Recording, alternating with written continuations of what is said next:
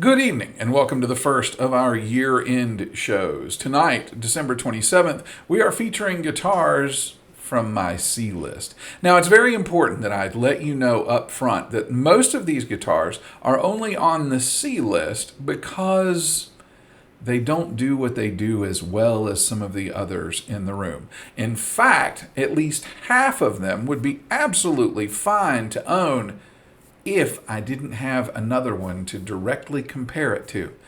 So, as I go through the guitars, please keep that in mind, and I invite you to like, share, and subscribe, and to comment as we go, as I present to you this on night number 1 of our year-end review, the C list. The first one on our list is kind of a surprise. It's the CNZ Audio Mini Jazzmaster. Available through Reverb as well as the CNZ Audio site for about $170 at the time of purchase. I really thought that the CNZ JM Mini was going to be one of those great guitars. For starters, it had the vintage tremolo system, it had the P90s that I absolutely love, and I admit I fell in love with the color scheme, the pick guard, the whole aesthetic of the guitar. It even compared sound-wise favorably to my Squier Paranormal that also had P90s.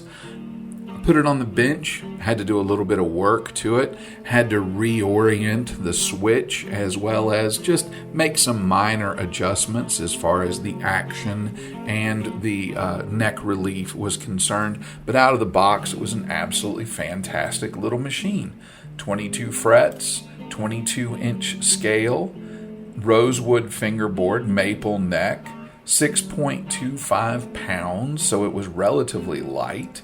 It also had that radius of 13.75 and a nut width of 1.65, so it fit well within the tolerances of everything that I liked.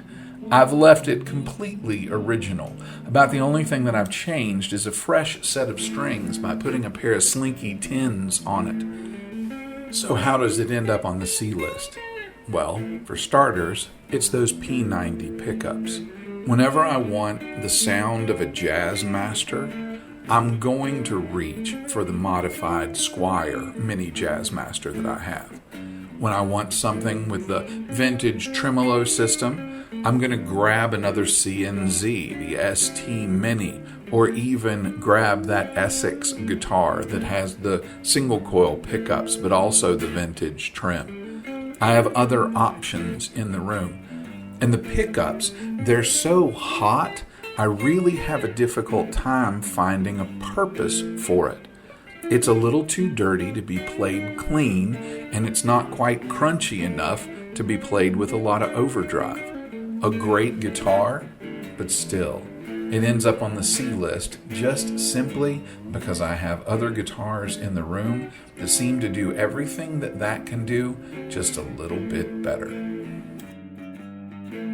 Up next on our list is a relatively new addition to the channel, and that is the Epiphone Les Paul Pee-wee.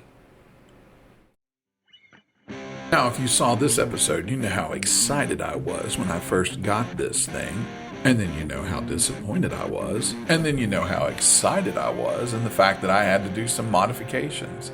I picked it up used on Reverb for a little more than $100, and the half-size LP style mahogany heavy-bodied beastie immediately gave me a little bit of a headache.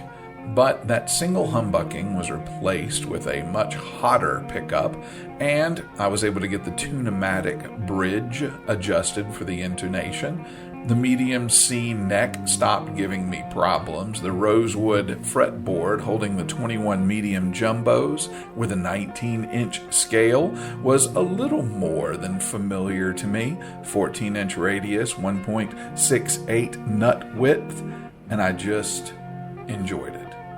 Once I got used to it, I really enjoyed it. But there was a problem, especially when it came to the pickup that I used when I did my mod.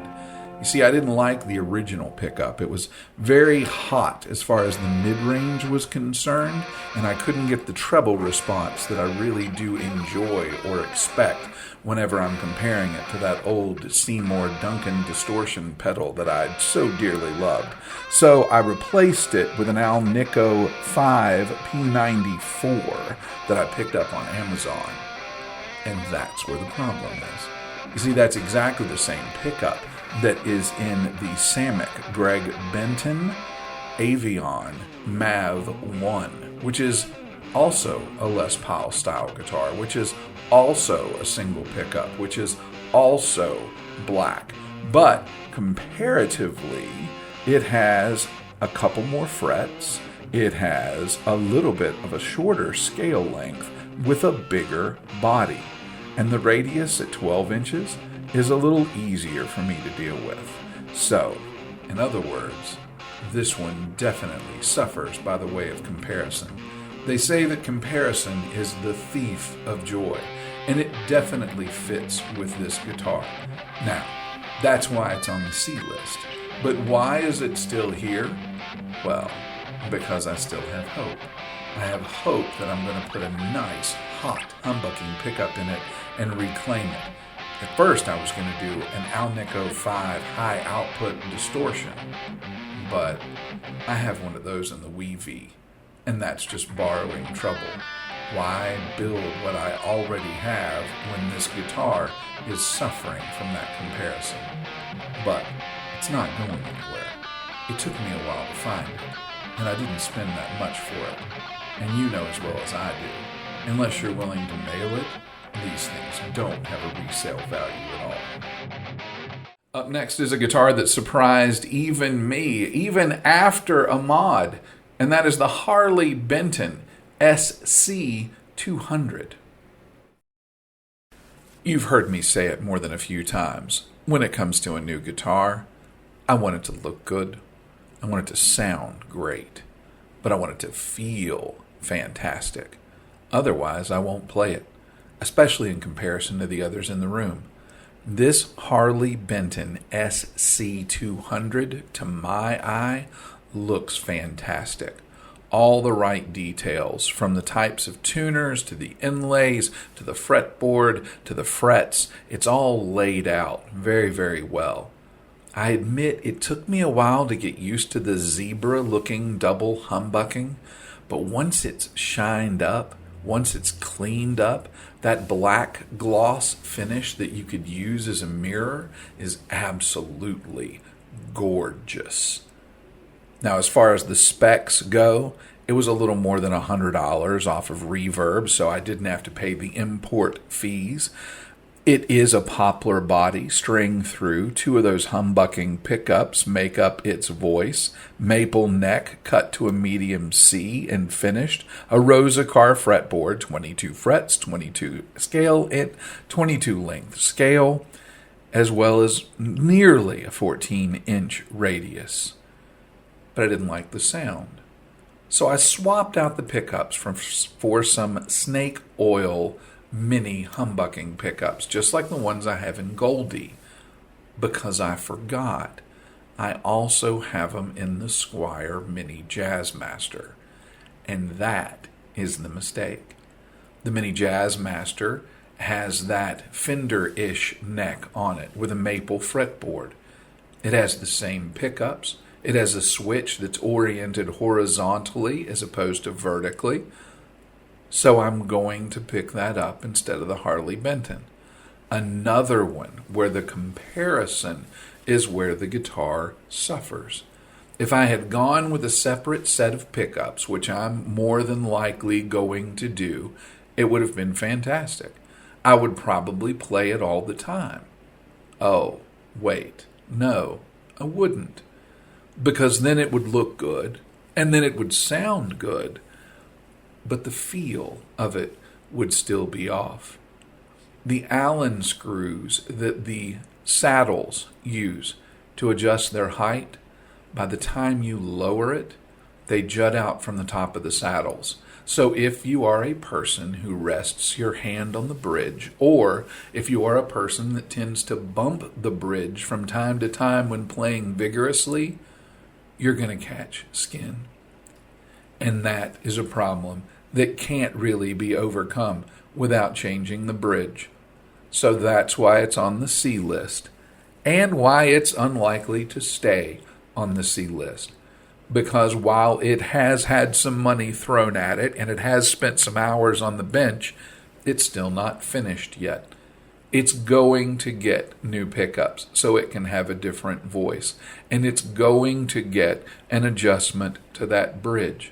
Maybe a tune-o-matic, maybe another one that's easier to set the intonation. I don't know. It's too good a guitar to let go. But it's not a good enough guitar yet to make it off of the C list. Up next is a guitar that is of no surprise to anyone who's been a long-time viewer of the channel, and that is the Hofner Shorty. Ah, the Hofner Shorty. This is detuned to C. I actually used it during Metal Week for that. And actually, it kind of redeemed itself, which is the reason it's no longer on the chopping block. But I have to keep it detuned to C. See, it's the only full-scale guitar that I can play. I'm not a fan of the way that it sounds at standard E to E tuning. I'm really not a fan of the way that it plays, and I'm really not a fan of the way that it looks. But it is also the only full-scale guitar that I can play without pain for more than 10 minutes. So it stays on the C list. Up next is one of our alumni, a guitar that's no longer with us, and that is the Jackson Minion. The Minion did not suffer because it was compared to the Ibanez Micro on a regular basis. Yes, it only had a 3-position switch, whereas the Micro had a 5. Yes, it was not good for blues, but as far as what it did exceptionally well. The reason that it was on the C list is I don't often do what it does. When I'm going to play classic rock, I use different guitars. When I'm going to play something 80s punk metalish, I had to remind myself that I had it. It just doesn't stand out. And the reason it's an alumni is because it was able to be sold, unlike most of the other guitars in the room. I hadn't touched it. It was still in great shape. I have a tough time not going back and buying another one and putting in hot-rodded pickups. Up next is a guitar that's so meh, I forgot to include it in the original list of clips. So, yeah, the guitars have been straightened in the background. The LyxPro TL30.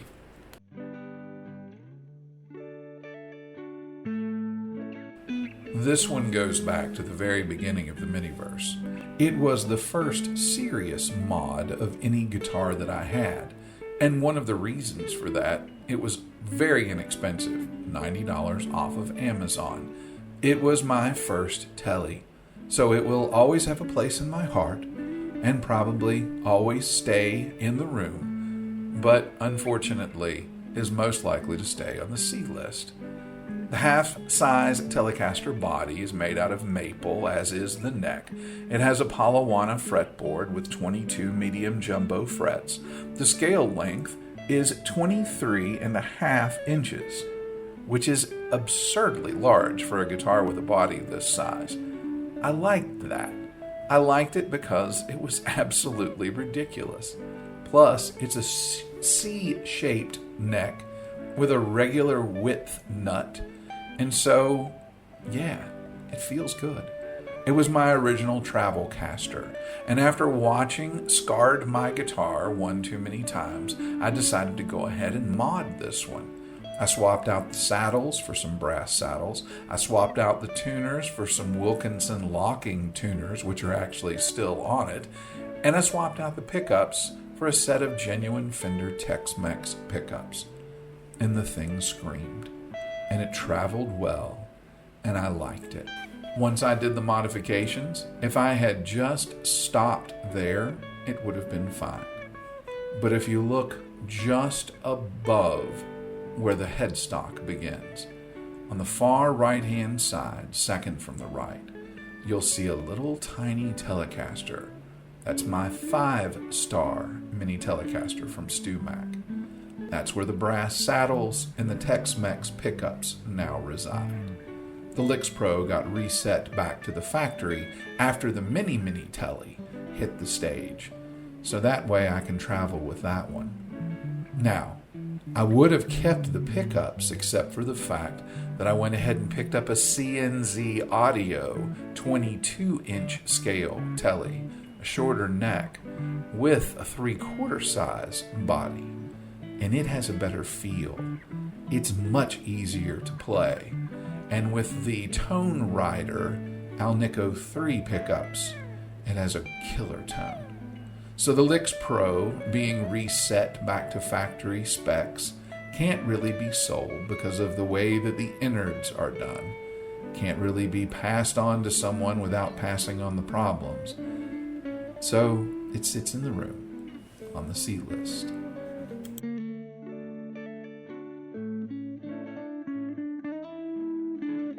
And lastly tonight, another one of our alumni, the Vox Mark III Mini.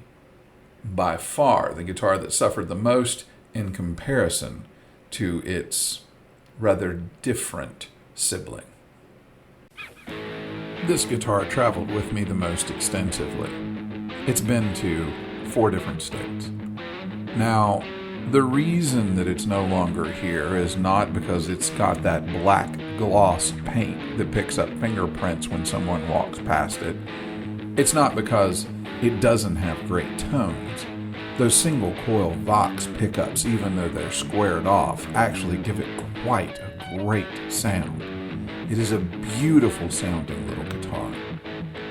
It is a little more complicated to play when you put it in your lap because of its teardropped position, but the neck is fine. It's the same neck that's on the Mark V Mini, and I absolutely love that. It can handle being tuned up to G or being kept in E standard depending on the thickness of the strings. It can play a variety of tones that you can get out of almost any other single coil, and when you turn them both on, it tends to be very, very quiet. It can be crystal clear with a whisper, and it can grind and grunt with the best of them. So why is it on the C list, and why is it not in the room? Because when you have the Mark V, I won't play the Mark III. You see, the Mark III has the switch between the volume knob and the tone knob. And I have gotten used to the switches on the front horns. I have gotten used to switches up close to where the strap buttons are. I love my strat-placed switches, which are just in front of the volume knob. But I have a very difficult time adjusting to the switch between the volume and the tone. And that doesn't seem like a big deal. But as I mentioned, this one suffers the most from comparison. And because the Mark V is here with the same neck, the same pickups, the same feel, because the Mark V can be played by sitting it in your lap and putting the point on your knee, because the Mark V has the switch that I can reach down with my pinky and flip from front to back to mid, the Mark III ended up on the C list. Another guitar that got relegated to the pile, or at least the list, of guitars that I had to remind myself to play.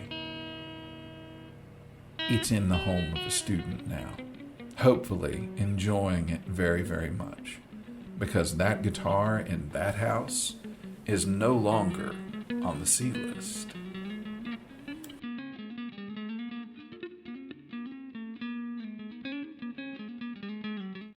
Well, that does it for tonight's list. So please feel free to like, share, subscribe, comment.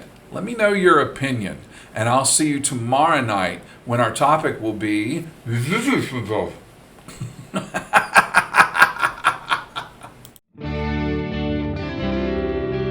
you.